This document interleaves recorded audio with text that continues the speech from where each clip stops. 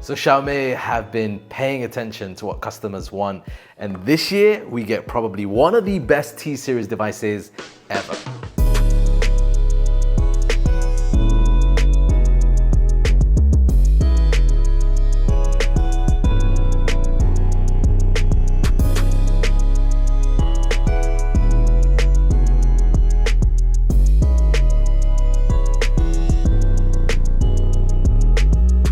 Welcome back to the channel, guys and girls. You're watching me, M Kwan, here on M Kwan Reviews. This is the first time that we've seen Leica do a collaboration on the T-series device. We get an improved display, we get a larger battery and faster processor. But what's it like using it? This video, I'm going to talk to you all about that experience. About the design. So the first thing that you'll notice in the hand when you handle it is that it looks and feels quite premium.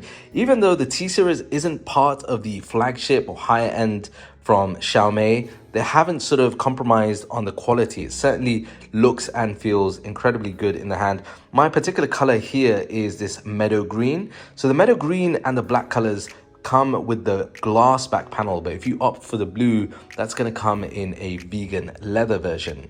One other important thing to mention is that this year, the improvement in terms of water dust has been updated to IP68 on the Xiaomi 13T Pro. This is normally something that we'll find in the flagships from Xiaomi, so it's nice to see that introduced also in the T-series. On the front, you have this beautiful, vibrant, punchy 6.67-inch AMOLED display. Now, one of the big updates on the display is the fact that it does support 144 Hz refresh rate, so it means that you're getting slightly improved refresh on that display on the front. One of the other things, and I'm a big fan of this, I know not everybody is that it is a flat display. So there's no curvature, there's no curved elements to this. And it actually feels a bit more practical and more functional in the hand. Let me know, are you more of a flat display fan, or do you prefer them slightly curved? Let me know in the comments down below. But I certainly felt, in terms of viewing media, playing games, consumption, all that stuff, this display is really, really good. All right, before I talk about the incredible cameras, just take a moment to talk about the performance overall. And I've actually been quite impressed with this. This performed better than I expected. And I think that's down to Xiaomi using this new 4nm chipset from MediaTek. This is the Dimensity 9200 Plus. And that's been paired up with the ARM Immortalis GPU. Now, interestingly, the GPU has been specifically designed for the camera capability, but also you'll notice an improvement when it comes to gaming and also graphic intensive activities, and also noticeably there in the Geekbench scores as well. The Dimensity 9200 Plus on this device is going to be more than adequate for majority of those games. In terms of heat and such, with extensive gaming, I haven't noticed anything there as much. There is an improved larger cooling system, vapor cooling system now in the Xiaomi 13T Pro as well. So that should help keep those overall levels of heat down. All right, some of the larger updates this year have been in the camera. So starting off, we get a 26mm 20 megapixel selfie camera, which I think takes reasonable selfies, though the colors do look and feel a little washed out. But the rear camera offers much, much more. Triple camera on the back made up of main, ultra wide and telephoto. Thankfully, no more macros. I've always felt like it's a waste unless you're into taking pics with your insect buddies. Anyway, we get Leica partnership also that offers either the Leica Vibrant or Leica Authentic finishing on the images. Overall, you'll get nice clean images. Ultra wide through to 2x produce some nice shots. The maximum 20x zoom is also available, but it does show off the noise and grain, as you can see from these examples. Now, I think the main camera does a very good job overall, but it's noticeable when you start taking portraits. There's good differentiation between the subject and the background, and low light photos also look very nice with the Xiaomi 13T Pro, giving good details without that heavy processing look. Let me know what you think of the image quality in the comments below. Right, so this is a test with the front-facing camera, and kind of locked to 1080p 30 frames per second.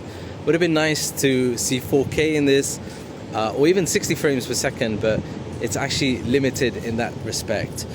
As I move around, it should give you an idea of how it performs overall in terms of stabilizations and the colors as well, which are important. There's a lot of wind here today in Abu Dhabi, so let me know how it sounds with the wind in the background. Right, so here's a test of the video filmed with the rear camera. So currently being filmed 4K, 30 frames per second. Although you can film in 8K, 24 frames per second. I'm currently being filmed or filming in ultra wide, but if I start zooming in, then it will take it all the way through to, let's give you an example, 10x zoom. So that's what it looks like at 10x zoom. But more importantly, in terms of the standard that most people will be filming, which is ultra wide or at 1x, it performs quite well when you move around. There's good stabilization as a standard. But again, let me know your thoughts on the audio quality and also the colors as well. Okay, battery life. Battery life has been pretty impressive with this. So you get a very large 5,000 milliamp hour battery, and there's a particular G1 chip that's included that helps to moderate the battery performance. You also get that larger vapor cooling chamber, so that helps to reduce the overall heat element of this. So overall battery performance has been very, very good. You're gonna get more than a day plus worth of battery for an average user. Somebody that's a heavy user like myself, testing this out, graphics, video, social media, I was getting about 9 to 10 hours, which for me is still incredibly impressive with this. Alongside that, there is a 120 watt charger. So this is a fast charge capability, comes in the box, so it doesn't mean that you have to purchase an additional charger.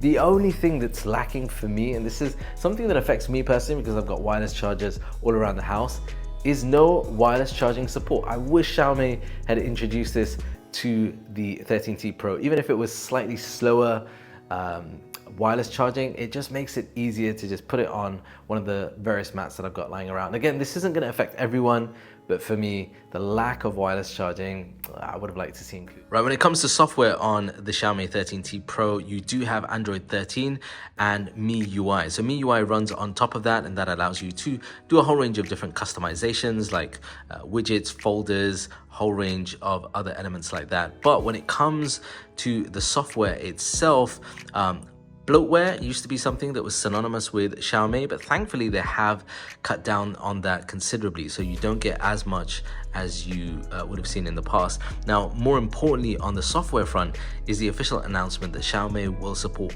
4 generations of Android updates and 5 years worth of security patches. So it means that if you do end up getting this, you can have more peace of mind in terms of software support from Xiaomi now. At the end of this video where I talk about whether or not I would recommend this, absolutely yes for the Xiaomi 13T Pro. I think there's a lot to like about this.